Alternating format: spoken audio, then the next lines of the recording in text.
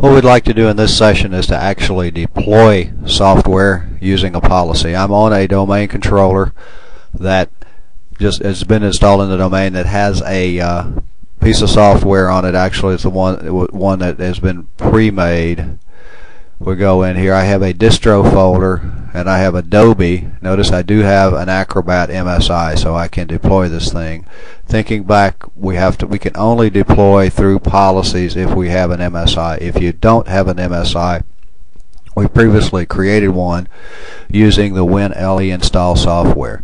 Starting from ground zero, we have a distribution point. Let's share that distribution point, and if you recall, the sharing, we share this folder as distro. The permissions need to be at least read to everyone, so that is the default, so we'll leave the default as read to everyone. The security users are going to be read, list folders and read, so we're going to have read, and as when we take the most restrictive permission, we're still going to have read. Notice the little hand under the folder which says that it has been shared. So we should be able to close this thing now. We have the distribution point, we have the distribution point shared. We'll go into Administrative Tools, Active Directory, Users and Computers, and I created previously an OU just to have something to distribute this software to. Policies only apply to OUs and also to domain. So we could have given it to the domain, given it to an OU, or given it to the domain controller's OU. In order to assign this policy, to create this policy, to distribute this software, we right-click on the OU and go into the properties. Group policy, I've created a policy. There wasn't one here. If there's not a policy here, you can just simply add, and you can add a new, create a new policy by clicking on the new. Add allows you to add a policy that was created someplace else.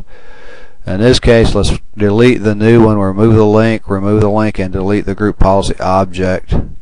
Are you sure you want to delete this thing? It wants you to be sure that you want policies to go away, and rightfully so, because if you make them go away, they don't come back unless you have a really good backup and are able to restore them. So we have this policy. I've called it Adobe.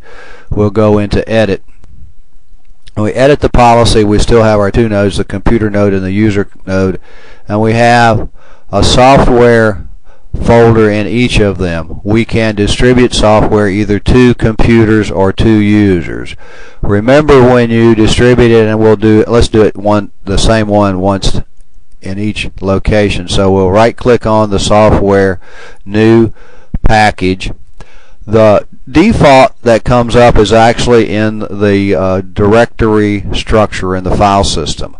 If you pick that location here, the distro here, this software will go to exactly one computer, the one that is owned. It will be looking in the path C:\distro for the information. What we have to do in order to make it useful for the domain is go to the SMB share.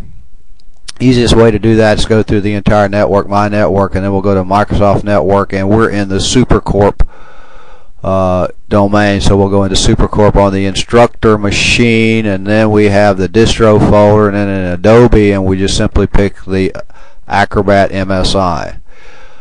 In deploying software to computers, they can only be assigned. We have assigned and published. Published is grayed out because you can only publish software to users.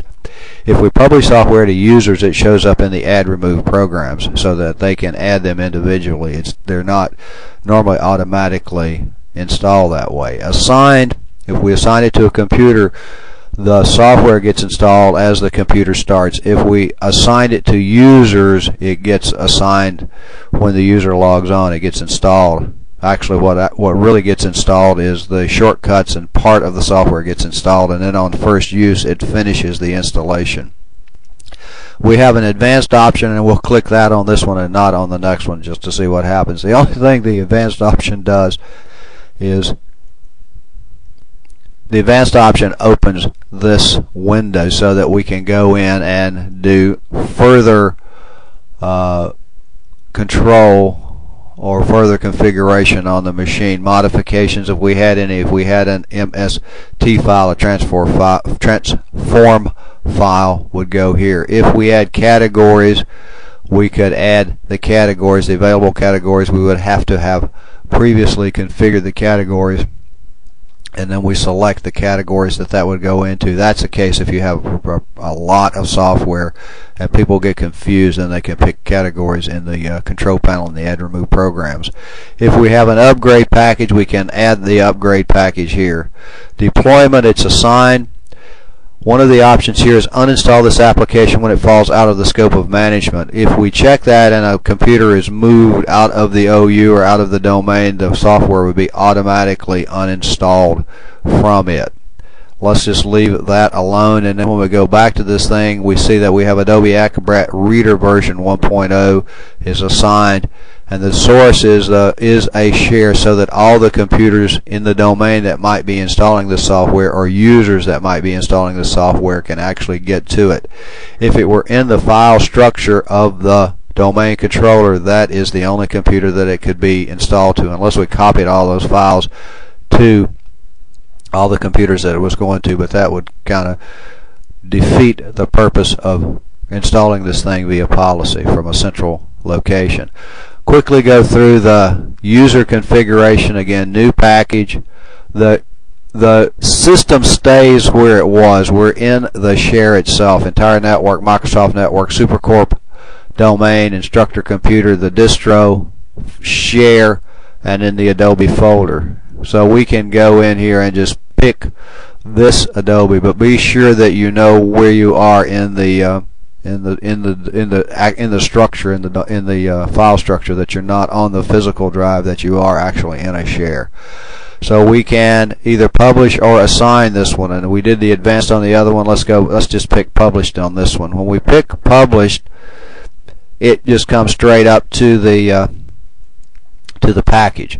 If we decided that we wanted to change that, we can go to properties and get the same window that popped up from the advanced, so we can go back through and do the same configuration changes that we might need to on this one. That is a how-to. That's all there is to it. That's the way you distribute software via policy. Hopefully this has been useful, and thank you for watching.